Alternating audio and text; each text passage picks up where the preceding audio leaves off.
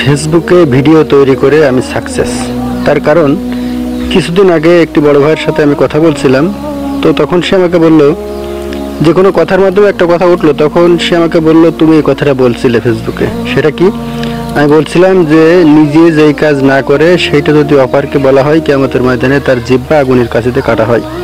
তো এটাই আমার সাকসেস, ভিডিও তৈরি করে ইসলামিক কন্টেন্ট তৈরি করে। কারণ আমি যেটাই ফেসবুকে ইসলামিক কন্টেন্ট তৈরি করি, আমার লক্ষ্য উদ্দেশ্য থাকে একটা, ইয়া ইয়া রসুল বাল্লিক মা উনজিলা ইলাইকা মির রাব্বিক, সূরা মাইদার 67 নম্বর আয়াত।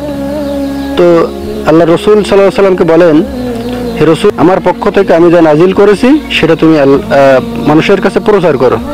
তো আমি যেহেতু একটি চাকরি করি, এজন্য হয়তো সরাসরি যে মানুষকে দাওয়াত না দিতে পারলেও চেষ্টা করি ফেসবুকের মাধ্যমে ইসলামিক পোস্ট তৈরি করে আপনাদেরকে দাওয়াত দেওয়ার।